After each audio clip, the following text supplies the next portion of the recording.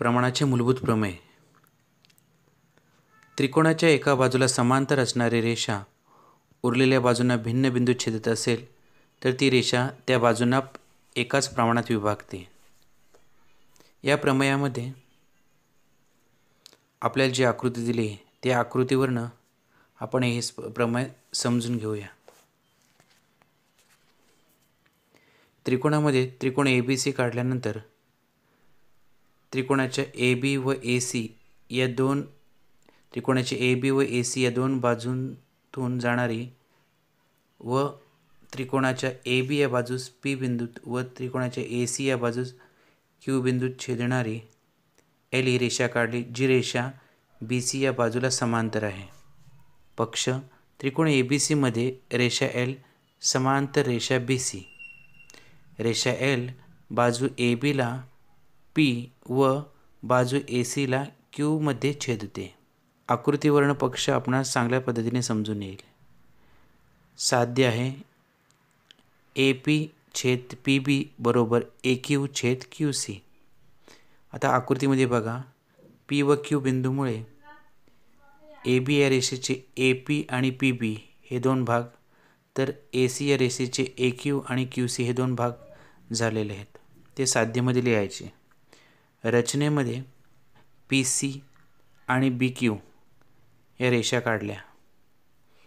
सिद्धतेमध्ये आकृतीमध्ये APQ आणि PQB हे दोन त्रिकोण आपल्याला लक्षात घ्यायचे आहेत.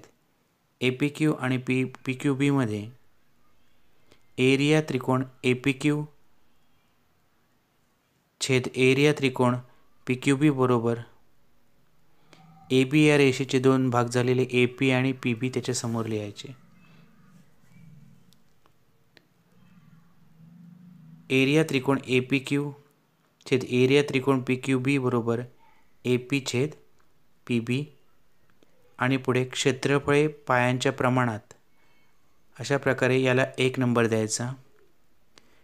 त्यानंतर एरिया त्रिकोण APQ छेद एरिया त्रिकोण PQC हे दोन त्रिकोण घेऊन एरिया त्रिकोण APQ छेद एरिया त्रिकोण PQC बरोबर AQ व QC हे जे दोन भाग आहेत ते लिहायचे आणि पुढे क्षेत्रफळ पायांच्या प्रमाणात लिहून याला 2 नंबर द्यायचा.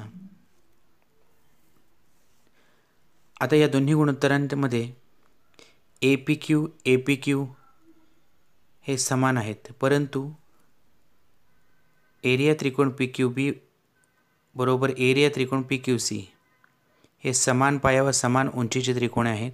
याला 3 नंबर देऊया. अशा प्रकारे एरिया त्रिकोण APQ छेद एरिया त्रिकोण PQB बरोबर एरिया त्रिकोण APQ छेद एरिया त्रिकोण PQC हे लिहायचे आणि पुढे डॉट डॉट करून 1, 2 व 3 वरून. त्यानंतर क्रमांक 1 व क्रमांक 2 यांच्या उजवीकडील AP छेद PB हे गुणोत्तर बरोबर AQ छेद QC हे गुणोत्तर लिहायचे.